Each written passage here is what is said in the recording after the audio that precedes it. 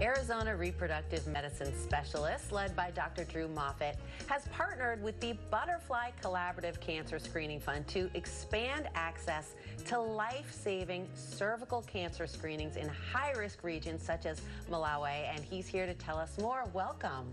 It's good to be here. Good to be here. Well, the situation is very dire in terms of cervical cancer. How is it different from the rates that we're seeing here in the U.S.? Yeah, so in the United States, only about 2 per 100,000 women will die from cervical cancer. Where I go in Malawi, Africa, about 51 per 100,000 die each year from cervical cancer. That's like 100 times more. And it's very treatable when caught early. Yeah, it's very simple. What we do when we go there is we look at the cervix and see if they have signs of abnormal cells. And if they do, we just take this little instrument here and apply it to the cervix for 30 seconds. Most people don't feel a thing, and we cure them. It's really quite amazing and simple. So you annihilate that cluster of suspicious or cancerous, precancerous cells in 30 seconds. 30 seconds. And that saves a life. And that's it. Wow. And you're talking about 1 in 5? Yeah, when we screen people, about 1 in 5 in Malawi will have precancerous cells that we need to treat. What are some of the challenges that you face in Malawi in terms of treating women? Well, the biggest problem is we'll go there and we'll spend a week and we'll find 20 people because we'll be able to screen 100. But then we've only treated 20 people out of millions.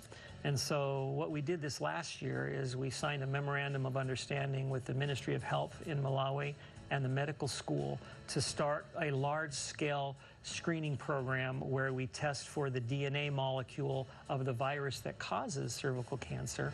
And it's really simple because the woman can just self-sample themselves. We don't have to do an exam, so large numbers of them can do it, and then we just run the test on the machine, and we find if they have the virus, and then we just see those people, and that will allow us to basically treat 100 people a week rather than just 20.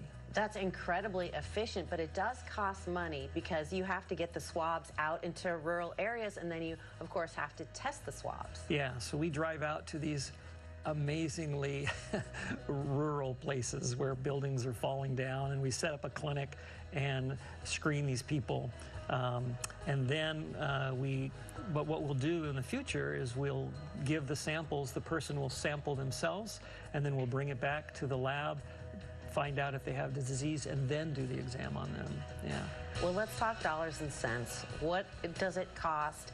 And I know you're trying to raise money. Right. What can be done for a $20 donation, a $100 donation? How many lives can that save? Sure. So we need the DNA machine, and that's about $20,000 to $30,000, and then each test kit per patient is about $5 to $7. So when we ran all the math, we realized that we can screen one person for about $20, and since 1 in 5 will have the disease, $100 will save a life. So what we ask people to do is if you can help us screen one person, that's $20.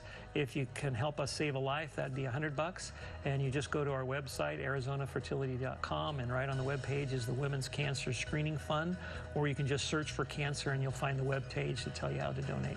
Thank you so much. We've got all that information here on the screen, and you can also go to our website, cw7az.com. Dr. Moffitt, thank you so much. Thank you. The preceding portion of the Arizona Daily Mix was sponsored by Arizona Reproductive Medicine Specialists.